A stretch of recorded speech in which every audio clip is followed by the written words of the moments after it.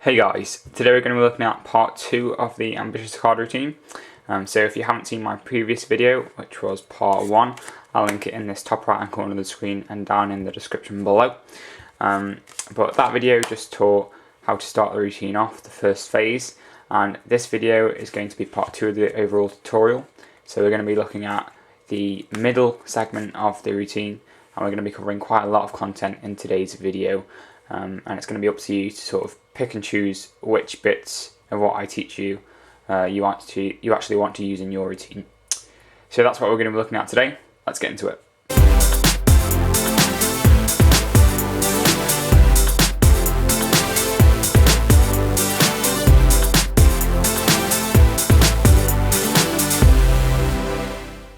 Okay, so at the end of the last part of the tutorial, we were left in this position right here, with the spectator sign card on top of the pack. So once you're in this position, I'm going to be showing you lots of different things that you can do in the middle of the routine. But I wouldn't use everything I'm going to teach in this video in your own routine because it's just going to be too much content. So I'm going to show you lots of different options that you could possibly use once you're in this position. Okay, so one option is to have the spectator sign card face up on top of the deck, and then you're going to get a break under the bottom card of the pack. Now there are two methods of doing this. One is slightly more obvious than the other, but I think it's a lot easier. So the easy option would be to just riffle down a card with the right thumb, insert the pinky into that break. So you're just holding the deck in sort of a biddle grip here, you riffle a card down, and then you insert the pinky. But this method, it's sort of obvious that something's going on to the spectator because you're bending the deck and they might hear the card riffle down and it just looks a bit fishy. So instead of that, what you can do is a pinky pull down. So instead of riffling, you're just going to use your pinky, just pull down on the bottom cards until you feel one card is left, and then insert your pinky into that break. So it's a lot less obvious something is going on because instead of bending the cards like that, all you're doing is that. So there's no bending or anything like that. The hands are just pretty still when that happens. So once you've got your pinky break under the bottom card here, so you've separated the bottom card from the rest of the pack, you're ready to sort of begin this part of the routine. So what I'm going to do is I'm going to swing cut across about half of the deck, just like that. So if you don't know what a swing cut is, it's just using your index finger, separating the pack and then extending to the left like that, and then you take it in your left hand. If you're unclear on how to do a swing cut and all that, I'll link my tutorial to my swing cut false cut video in this top right hand corner of the screen. Go and check it out and I'll go really in depth about how to do that. But you swing cut a packet over to your left hand, and this is what it now looks like. So you've got your break in your right hand and the face up selection in your left. So what you want to do is you're going to turn over this the spectator's selected card using the right hand packet. So you flip it over like that, and then you're going to slide it forward so it's out jogged, extended over the rest of the packet like that. But as you extend it forward, you actually cover the back of the packet with your right hand, and you're going to use this moment to drop that card that we had a break on. So before we had a break on the Jack of Diamonds, and as we push the spectator's card forward, we're just going to discard that Jack of Diamonds on top. So now the spectator's card is in second position. But the spectator doesn't see this because as we push it forward, as soon as we get the card you've just dropped, as soon as that's square with the rest of the packet, you turn your wrist immediately so your hand is now palm down, your left hand. And that will mean the spectator can only see the out-jogged edge of their selection, which they think is on top. Okay, so I'll just go through that again, as I know it can get a bit confusing. So you're in this position right here, you turn the card over, you extend it forward to out-jog it, drop the card that you've got the break under, and then turn your hand palm down. and that will leave you in this position. Okay, so once you're here, you're going to take your left index finger, which is free to move around, and what you're going to do is you're going to take it and you're going to push the spectator's card in with the rest of the packet to square it up. So now the spectator's card is square with the rest of the packet, and you're free to turn your left hand palm up again, and this is what you should see. Now the spectators, as far as they are concerned, this card is their selection. So you can see how this move works. You've gone from here to here, and then the rest of the move is pretty easy. You use your left thumb and you're going to push that card across onto your right hand packet. You can use your index finger just to hold it in place. Then you take the rest of the left hand packet and put that on top. So you see we sandwich a card in the centre, and the spectator thinks this is their selection. In fact, it's an indifferent card in their selection is on top. But you can see how this works. We push that card in again. You can snap your fingers and show that card has risen to the top. Okay, so I'm going to show you something slightly different that you can use that sequence of moves we just covered. You can use that sequence of moves a bit differently to create an even stronger effect for the middle of your routine. So what I mean by that is, what we've just done is we've just learnt it. So we have a card in the centre which the spectator thinks is their card.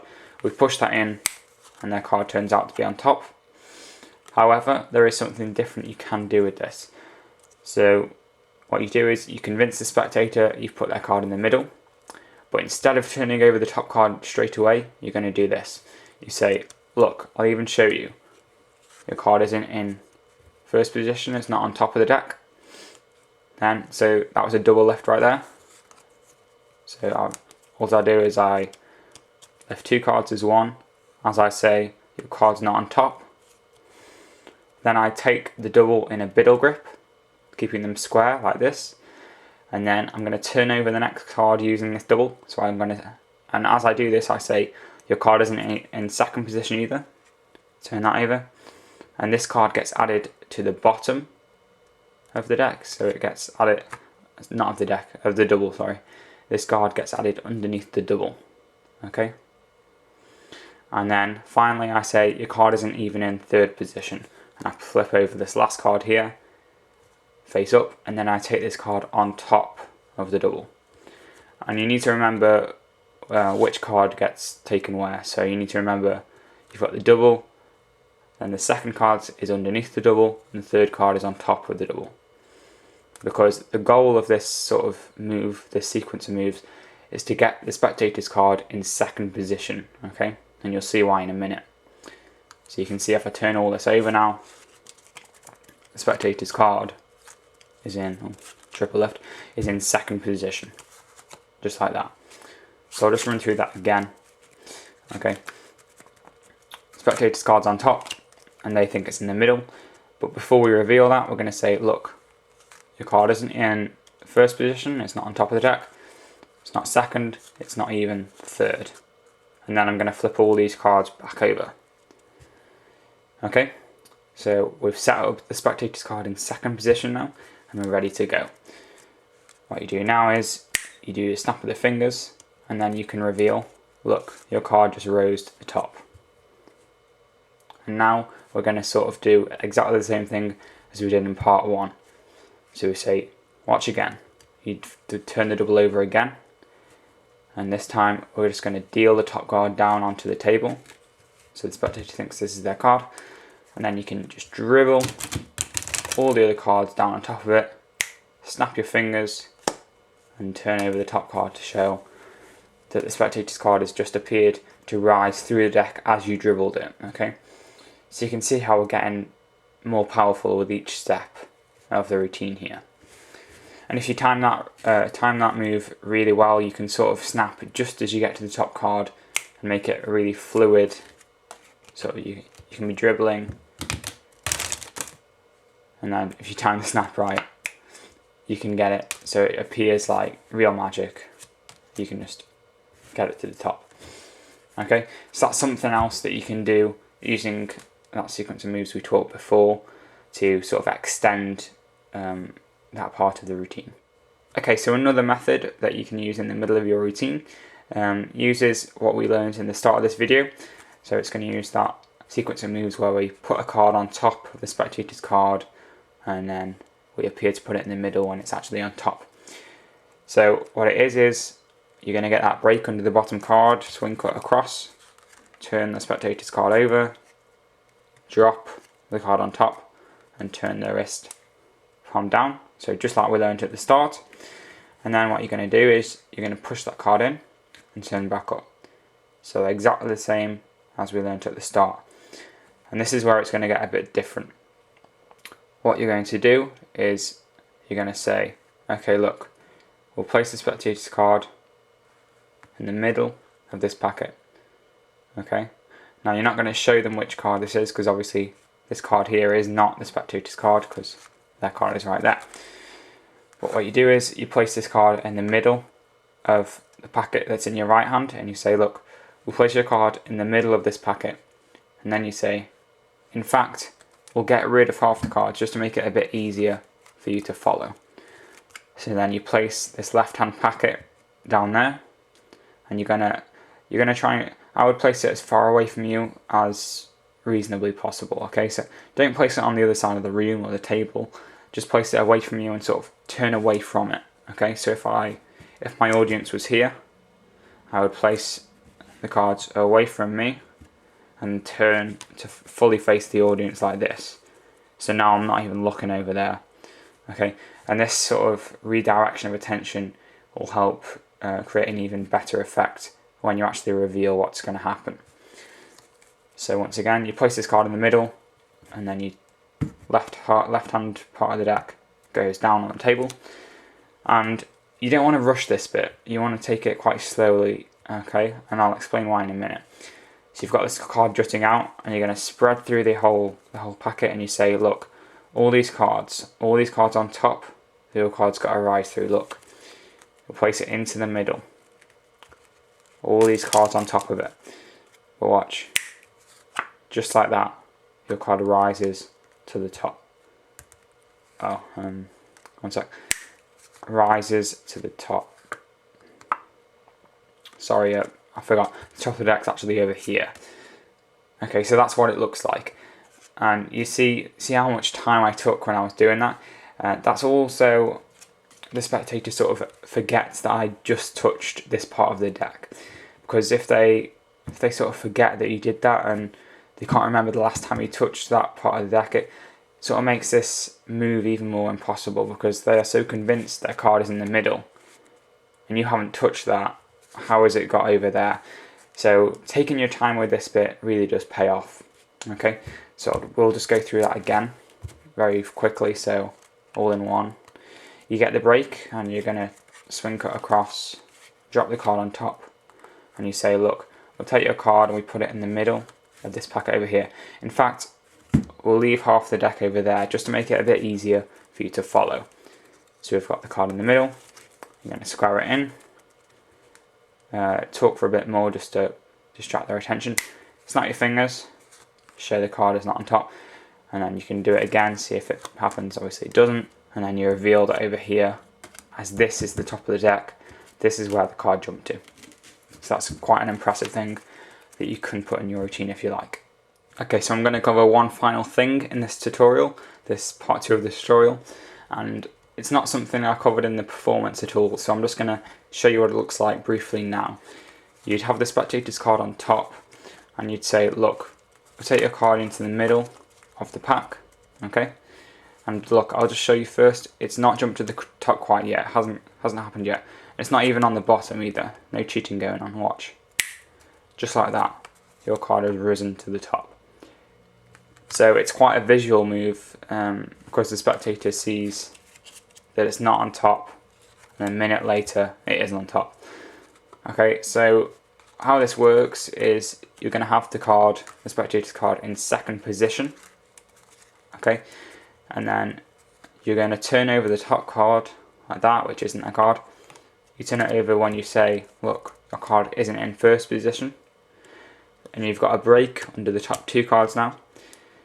And then you're going to sort of do a double lift but turn the deck over at the same time. Okay, so obviously you can't do a double lift because then you'd see their card. So you sort of take your thumb and index finger underneath both cards. You do like half a double lift, so you're going to have it so the left hand side edge of the cards is by my left fingertips here. So you're going to go like that.